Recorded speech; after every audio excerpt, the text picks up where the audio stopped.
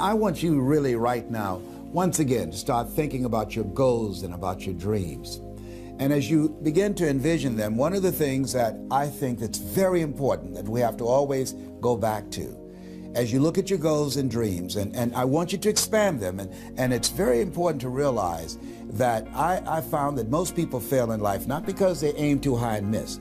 Most people fail in life because they did just like I did for so many years. They aimed too low and hit. They didn't believe in themselves. So I want you right now, as we begin to think about the lessons and all the things that you've experienced and all of the comments and stories and strategies and lessons that you've had, I think it's time to revisit and look at your goals and dreams, and let's raise the bar. I remember as a kid, we would be in the backyard and we would play jump, and somebody would get on one side of the stick, my sister and then my brother, we would run and we'd jump over it. And then they say, raise it up a little bit higher. We have to back up and we would run and we'd jump over it again. And then we say, raise it up a little higher. And the higher it got, we had to begin to change our approach and how we're going to get over the bar. And that's the same thing in life. And so right now, I want you to think about your goals and dreams. As you begin to raise them a little higher, and I want you to say with me, it's possible. It's possible. You know, the easiest thing that I do is speak and train people how to speak. Go into prisons and juvenile detention centers and to high schools and colleges. Speak before thousands of people. I can do that in my sleep. Let me share with you the most difficult thing I've ever done in my life. And it took me years to do. And that was to believe that it was possible. To believe that I can do it. Given my circumstances, born in an abandoned building on a floor, being adopted, being labeled educable mentally retarded, failing twice in school, no college training, never worked for a major corporation. To believe that I had something of value to say, that somebody would want to listen to me. To believe that somebody would pay me to talk to them. Have you ever thought about something you wanted to do and you talk yourself out of it? I remember going to see Zig Ziglar, who I consider the #1 motivational speaker on the planet, and Dr. Norman Vincent Peale when he was alive, and Robert Schuller.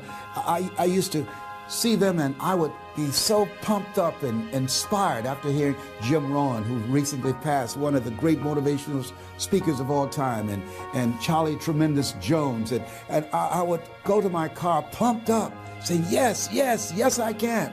And then after a while, my mental conditioning would kick in. You know, I'd say, Les Brown, you can't do that.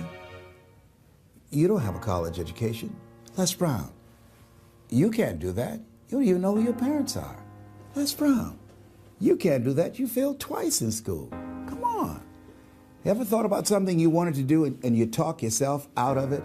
There's a proverb that says, if there's no enemy within, the enemy outside can do us no harm. That's why it's important that you make it a point every day to listen to Paul, to listen to me, to review these lessons, to get them deep, not only in the conscious mind, but the subconscious mind, and get them in your spirit. Well, how often should I do it? Do it until you are producing the results. That's how often you should do it. And you never stop, because once you stop, that's when those negative thoughts will come back. Once you stop, that's when you will begin to doubt yourself. Once you stop, I'm telling you what I know. Yes, every day it's a selling job on you. It's possible. I can do this. I can make this happen. No matter how bad it is or how bad it gets, I'm going to make it. It's possible. Yes, your dream is possible. Say that to yourself every day. Feed your mind with words that you write and words that you hear and words that you speak to yourself. Feed your faith and your doubts will starve to death. Say to yourself, it's possible. It's possible. It's possible. Even when you have no evidence to point to, say to yourself, it's possible. There's nothing as powerful as a made-up mind. It's a struggle sometimes to do that, especially when you have people around you telling you that it's not possible, that you can't do it. And they're constantly pointing out your failures of the past, constantly reminding you of all of the things that you don't have going for you. I'm reminded of the story of the two little boys that were playing on some ice during the winter. And as they got further out on this ice, one fell through the thin ice And so the little fellow that was still on top of the ice, he was trying to save his little buddy. And he couldn't reach him. He was trying to pull him. He could see him through the thin ice as he got further away from him, struggling. And he couldn't reach him, and he's trying to break the ice, and he couldn't do it. And he looked around, and he saw a tree in the distance, and he ran, and then he got up on the tree, and he pulled and broke down an enormous-sized branch, and came back and savagely began to beat that ice, and broke it, and miraculously, he saved his friend.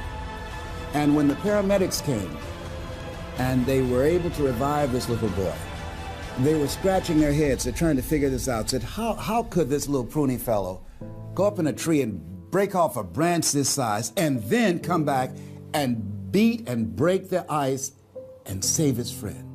They thought it was just miraculous. It was baffling.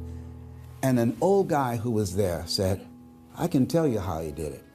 And they said, how? How did he do it? And he said, there was no one here to tell him that he couldn't do it. Whoa. What could you do? What could I do? What could all of us do if we did not have the naysayers in our lives?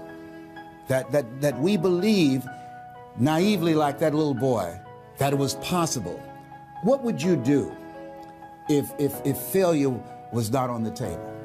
Do you realize that 87% of people allow the fear of failure to outweigh their desire to succeed, because they've been convinced by the evidence, by being practical, by being logical, by being realistic. I did that. Leslie, yes? You're going to speak for corporations? Yes. Leslie, do they have a college education? Yes. Do you? Wesley, you know that I don't have a college education. Leslie, are these people experienced? Yes. Are there people with PhDs and MBAs that they could choose rather than choose you? Yes. So you don't have a college education. You have no experience. You're talking about becoming a speaker, and they're going to reach over people with PhDs and MBAs and years of experience and choose you. Are you being realistic? Come on, Leslie. Come on, Leslie. You can't do this. My brother, he's a wonderful person. And he constantly reminded me that I couldn't do what I'm doing now. But that really wasn't the bad part. The real bad part was I convinced myself that I couldn't do it. Not only because of those things that he pointed out, being practical and realistic, but also that within myself, I didn't believe what Mike Williams, my mentor, said was possible for me. Have you ever had somebody who believed and saw something for you that you didn't see for yourself? And here's how I escaped that. I discovered that sometimes you have to believe in somebody's belief in you until your belief kicks in. So here's what I am believing for you. The goals that you right now have, the things that you have envisioned for yourself, this is a reflection, what you've done thus far and what you are engaged in doing. It's what's possible for you right now. But there's even more. You don't even know what's in the future. Eye has not seen, ear has not heard. If you believe in yourself, if you constantly remind yourself after every defeat, after every setback, every time you get knocked down, I've got a saying, if life knocks you down, try and land on your back, because if you can look up, you can get up. See, a lot of people, because of failure, they stop believing. Let me share something with you. You will fail your way to success. Yes, 8 out of 10 millionaires have been financially bankrupt. You will fail your way to success. It doesn't matter how many times you fail. It doesn't matter how many times people tell you that you can't do it. It doesn't matter if you don't have a dime in the bank. You will fail your way to success. What's very important is you're believing in yourself. You're constantly saying, somehow, some way, I'm going to make it. I remember a lady out of Detroit, Michigan. They call her Martha Jean the Queen. And she had a motivational message she gave all the time on the radio. And the question she would ask was, do you really want to win? Do you really want to win? And she said, if you really want to win in life, you've got to believe in yourself when no one else does. You've got to believe in yourself. See, it's easy to believe in yourself and to have faith if you have a good bill of health, if your relationship is working out fine, if you have money in the bank, if you have a secure job, if your mortgage note is paid current, if the children are acting like they have good sense. It's easy. If you go to a doctor, they say, oh, you're doing real good, I'll see you next year. It's easy to have faith then. Let me tell you when it's really tough to have faith. When you lose your job, when you lose your retirement, when you go to the doctor and they look at you and say, you have cancer. Cancer is the most feared word in 7 different languages.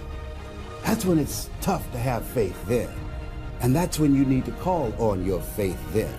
They said faith is the oil that takes the friction out of living. That's when you need to believe in yourself then and judge not according to appearances and say to yourself, it's possible. It's possible. I can make it. It's possible. I'm going to get through this. It's possible. I'm not going to allow this to get the best of me. Yeah. I don't know what you're up against. I don't know what you're facing, but here's what I do know. You've got something special. You've got greatness in you. And I know it's possible that you can live your dream. We can make a wildfire get away.